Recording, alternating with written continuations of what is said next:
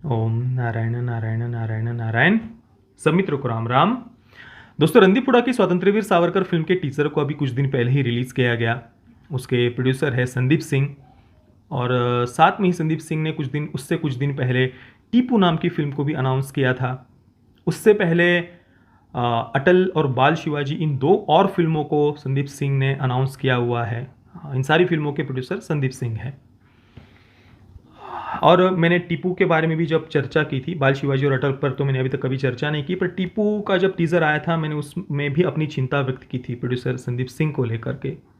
रणदीपुड़ा की जो स्वतंत्रवीर सावरकर का मैंने जो ट्रेलर रिएक्शन वाला जो वीडियो बनाया था, उसमें भी मैंने अपनी चिंता व्यक्त की थी। क्यों? क्योंकि देखिए, कुछ जो बातें मैंने देखी है, मुझे कम से कम ये बहुत ही भयावह लग रहा है, डरावना लग रहा है। अभी यही जो प्रोड्यूसर है संदीप सिंह, उनकी पहली फिल्म एज डायरेक्टर सफ़ेद नाम की फिल्म, जिसके वे डायरेक्टर भी है, राइटर भी है और को प्रोड्यूसर भी है, पिछले वर्ष ही, करीब 1-1.25 वर्ष पहले से ही इस फिल्म को अनाउंस किया गया था। पिछले वर्ष ही इसके पोस्टर्स वगैरह भी रिलीज़ हो गए थे सफ़ेद इस फिल्म के। पर रिलीज डेट अभी तक अनाउंस नहीं की थी। मतलब पिछले वर्ष पोस्टर वगैरह सब कुछ रिलीज़ हो गया था, इसका अर्थ फिल्म बनकर तैयार होगी ऐसा मुझे लग रहा है। और अभी इस वर्ष 14 फरवरी का ये जो पोस्ट है, इसमें लिखा गया है कि 2023 में ये फिल्म रिलीज़ होगी। हालांकि रिलीज डेट अभी तक अनाउंस नहीं की है। क्या लिखा है मैं आपको पढ़कर बताता हूँ। सफ़ेद first look poster, Sandeep Singh directorial debut, love story of window and transgender. First look of Safed, which marks the directorial debut of Sandeep Singh, producer of Sarabjit Aligarh and Jhund, produced by, बाकी वो आगे नाम वगैरह है। तो पिछले कुछ समय से मैंने आपको कई सारे वीडियोस दिखाए हुए हैं कि ये जो रेडिकल जेंडर आइडेंटिटी का एजेंडा है, इसके कितने भयावह परिणाम आज वेस्ट भुगत रहा है। मेरे अनुसार तो मानव सभ्यता के इतिहास में इससे ज़्यादा भयावह एजेंडा, जो रेडिकल जेंडर आइडेंटिटी का एजेंडा है, इससे ज़्यादा भयावह एजेंडा मानव सभ्यता के इतिहास में आज तक दूसरा कोई नहीं रहा है। आज हम वेस्ट में देख रहे हैं कि छोटे छोटे बच्चों को उनके जेंडर को लेकर कंफ्यूज कर दिया जा रहा है। बायोलॉजिकली, शारीरिक रूप से आपका जो जेंडर है वो आप नहीं है। आपको बाद में जाकर आप क्लोजेट से बाहर निकलेंगे, आपका असली जेंडर आपको पता चलेगा।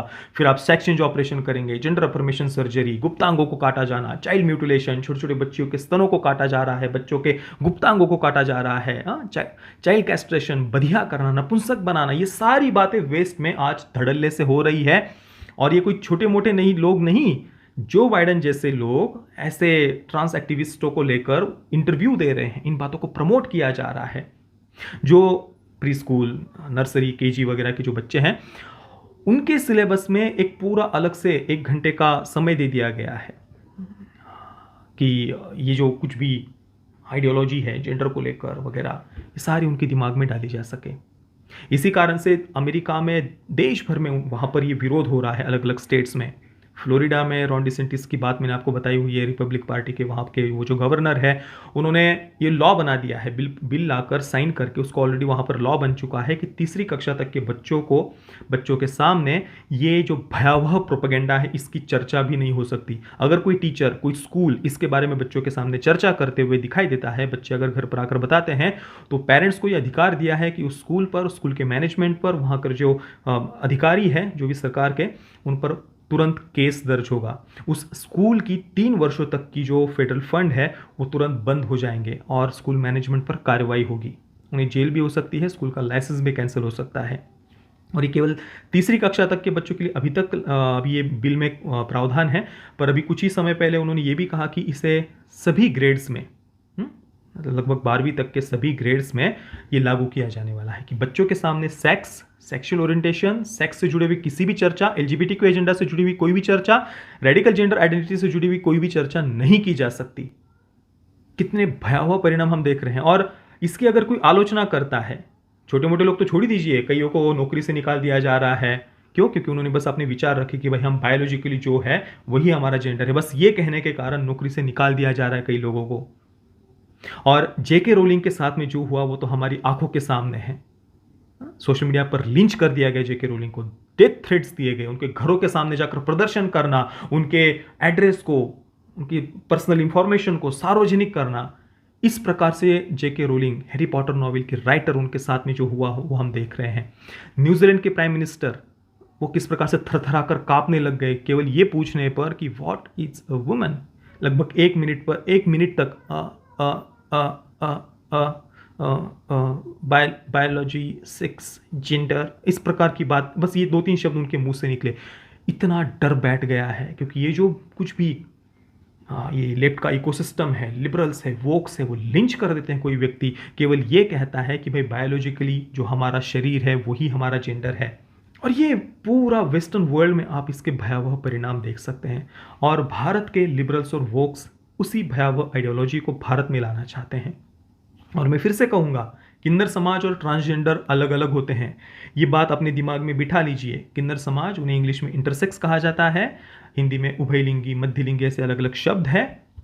ट्रांसजेंडर अलग होता है। ये जो कुछ भी रेडिकल जेंडर आइडेंटिटी का जो एजेंडा है, ट्रांसजेंडरिज्म का जो एजेंडा है, उसके अनुसार शारीरिक रूप से बायोलॉजिकली हमारा जो जेंडर है वो हम नहीं। जैसे मैं पुरुष हूं तो मैं पुरुष नहीं हूं, बाद में कभी जाकर मैं क्लोजेट से बाहर निकलूंगा और अपना असली जेंडर मुझे पता चलेगा। 80 प्रकार के जेंडर खोज कर रखे हैं वेस्टर्न कंट्रीज में। आज ये जो लिबरल और वोक पेरेंट्स है वो अपने बच्चों को जेंडर न्यूट्रल पेरेंटिंग दे रहे हैं, यानी कोई बच्ची हो या बच्चा हो, उनको उनका जेंडर नहीं बताया जाता। ये कहा जाता है कि तुम लड़का या लड़की नहीं हो, तुमको बाद में तुम तय करना तुम्हारा जेंडर क्या है। तुम बाइनरी हो, नॉन बाइनरी हो, अजेंडर हो, अपना कोई जेंडर रखना चाहते हो या नहीं रखना चाहते हो, या फिर बाद में सेक्स चेंज ऑपरेशन करना है या जेंडर फ्लूइड रहना है। जेंडर फ्लूइड मतलब हर रोज जब भी तुम्हारा मन करे तो तुम अपना जेंडर बदल सकते हो। आज वेस्टर्न कंट्रीज में कई लड़के लड़कियों के कपड़े पहनकर लड़कियों के बाथरूम में जाना, रेप की कई सारी घटनाएं सामने आई हुई है। वो सारे वीडियोस मैंने कई बार आपको दिखाए हुए हैं। ये सब कुछ धड़ल्ले से हो रहा है और मेन स्ट्रीम में ये हो रहा है। इसको बड़े जोर शोर से इन सब बातों को प्रमोट किया जा रहा है। और भारत में तो हमारे सीजीआई भी इन बातों को सपोर्ट कर रहे हैं। ये कहते हैं कि भाई जेंडर तो बायोलॉजिकली ऐसा कुछ होता ही नहीं है, वो तो मन के ऊपर है आपके। हाँ, तो आपकी धारणा है, बायोलॉजिकली उसका कोई संबंध नहीं है। ये बातें आज मेन स्ट्रीम में भारत के कई सारे जो बड़े बड़े आयुष्मान खुराना हो, राजकुमार राव हो, इनको लेकर के इस एलजीबीटीक्यू एजेंडा पर आधारित फिल्में बनाई जा रही है, प्रमोट किया जा रहा है इस भयावह मानसिकता को। और देखिए, मैं हमेशा कहता हूं कि जिसको अपने जीवन में जो करना है, आप बालिग हो गए, प्रौढ़ हो गए, तो आप सेक्स चेंज ऑपरेशन करिए। अपना गुप्त जो भी आपको अपने शरीर के साथ जो भी खिलवाड़ करना है, जैसे आपको जीना है, जिस लाइफस्टाइल को आपको फॉलो करना है, आपको जितना पतन की खाई में अपने आप को लेकर के जाना है, जो कुछ भी करना है वो आपका व्यक्तिगत जीवन है, उसे अपने व्यक्तिगत जीवन तक ही रखिए। इन बातों को प्रमोट करना ये बहुत बहुत ज़्यादा भयावह है। और ये कोई भी व्यक्ति सेक्स चेंज ऑपरेशन करके फिर मैं सुखी हो जाऊंगा, इससे बड़ी नासमझी इस विश्व में दूसरी कोई हो नहीं सकती। अपने स्वस्थ शरीर के साथ में खिलवाड़ करके कोई व्यक्ति कैसे सुखी होगा। और कोई भी व्यक्ति कितना भी सेक्स चेंज ऑपरेशन कर ले, कितना भी कुछ विज्ञान डेवलप हो जाए, वो अपने जेंडर को पूर्ण रूप से नहीं बदल सकता। कोई लड़की अपने स्तनों को काट ले, उससे वो पुरुष नहीं बन जाएगी। और कोई लड़का अपने गुप्तांगों को काट कर वजाइनोप्लास्टी वगैरह कर ले, योनि का आकार वहां पर अपने लिंग की जगह को दे दे, उससे वो स्त्री नहीं बन जाएगा। उससे उसके शरीर में गर्भाशय नहीं आ जाएगा, वो जन्म नहीं दे पाएगा बच्चे को, चाहे कितना ही कुछ आप डेवलप कर ले। और ये सब करके प्रकृति के साथ खिलवाड़ करके, शरीर के साथ खिलवाड़ करना और इन बातों को प्रमोट करना, इसका क्या मतलब है। और जिसको जो करना है अपने पर्सनल लाइफ में करो यार। फार्मा इंडस्ट्रीज तो यही चाहती है, तो जिसको जो करना है करो, पर इसको प्रमोट करना ये बहुत बहुत ज़्यादा भयावह है। और ये सारी बातें मैं इसलिए बता रहा हूँ क्योंकि ये और ज़्यादा भयावह इसलिए हो जाता है क्योंकि अभी संदीप सिंह जो ये कुछ फिल्मों की सीरीज़ उन्होंने अनाउंस की हुई है। 2019 में पीएम नरेंद्र मोदी फिल्म आती है इसी फिल्म मेकर की, जो क्लियरली दिखता है कि वो जानबूझकर उस फिल्म को जैसे ख़राब किया गया हो। उमंग कुमार उसके डायरेक्टर में नाम आता है, उमंग कुमार का, जो मेरी कॉम या सरबजीत जैसी फिल्मों को डायरेक्ट कर चुके थे उससे पहले। और उन फिल्मों को अगर आप देखेंगे, मेरी कॉम या सरबजीत, तो काफ़ी बढ़िया टेक्निकली वेलमेड फिल्में हैं, काफ़ी बढ़िया डायरेक्शन था उमंग कुमार का वहाँ पर पीएम नरेंद्र मोदी में देखिए इंटेंशनली उस फिल्म को खराब किया गया हो, बी ग्रेड जैसा बनाया गया हो, वो हमें दिखता है वहाँ पर। तो अभी ऐसे फिल्म के प्रोड्यूसर संदीप सिंह, उसके बाद तो उनकी कोई अभी तक फिल्म रिलीज़ नहीं हुई, पर बस अनाउंस करके रखी है कई सारी फिल्में, बाल शिवाजी हो, अटल हो, या फिर टीपू हो, स्वतंत्रवीर सावरकर हो। इन सारे प्रोजेक्ट्स को लेकर मेरे मन में तो संदेह है। भले ही रणदीप हुड्डा का परफॉर्मेंस कुछ मित्रों को पसंद आया हो, पर भाई कम से कम हमें थोड़ा वेट करना चाहिए कि फिल्म में कहीं कुछ प्रोपेगेंडा तो नहीं है, कोई शिकारा जैसी फिल्म तो नहीं है, कहीं पर वामपंथियों को कुछ ऐसा ज़बरदस्ती उनके हाथ में कुछ ऐसा मौका तो नहीं दिया जा रहा उनको, ताकि वे और राष्ट्रवादी विचारधारा को टारगेट कर सके। फिल्म में जानबूझकर कुछ लूप होल डाल देना, कुछ गलत तथ्य बता देना ऐतिहासिक, और फिर ये वामपंथी इकोसिस्टम उस पूरी फिल्म को ही खारिज करने लग जाए। ये कुछ जानबूझकर तो नहीं हो रहा, ये कम से कम हमें ध्यान रखने की आवश्यकता है। और दूसरी, बाल शिवाजी और अटल, ये जो दो फिल्में हैं, उनके लिए संदीप सिंह ने किसे डायरेक्टर लिया है? रवि जाधव को। मराठी फिल्म मेकर है, टेक्निकली हालांकि काफ़ी बढ़िया फिल्में बनाते हैं, राष्ट्रीय पुरस्कार भी मिले हुए हैं उन्हें। पर 2018 में उनकी न्यूड नाम की फिल्म आई थी, जिसमें हिंदू देवी देवताओं के नग्न चित्र निकालने वाले एम.एफ. हुसैन का महिमा मंडन है, और बहुत ही टॉक्सिक वोक आइडियोलॉजी पर आधारित वो फिल्म है न्यूड।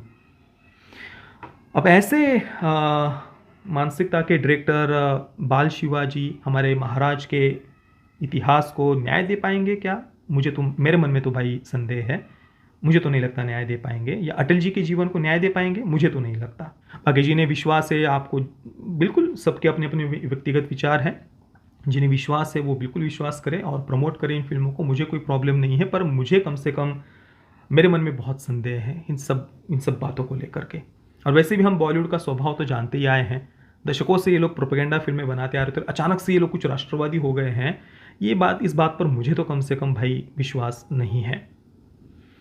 हो सकता है कि और राष्ट्रवाद को कमज़ोर करने के उद्देश्य से ही कहीं ये सारा कंटेंट तो नहीं बनाया जा रहा, बिल्कुल शिकारा फिल्म की तरह। ये कम से कम हमें देखना चाहिए। बस उतावलेपन में कुछ ऐसी गलत बातों को तो हम प्रमोट नहीं कर रहे, इस पर हमें ध्यान देने की आवश्यकता है। बाकी दोस्तों, इस पूरे विषय पर जो बातें मैंने आपको बताई है, प्लीज़ आपके विचार इस पर क्या है मुझे बताना, और अगर आपको ये बातें सही लगती है तो वीडियो को लाइक और शेयर ज़रूर करना। ये वीडियो देखने के लिए आप सभी मित्रों का बहुत बहुत धन्यवाद। जय श्री राम, वंदे मातरम।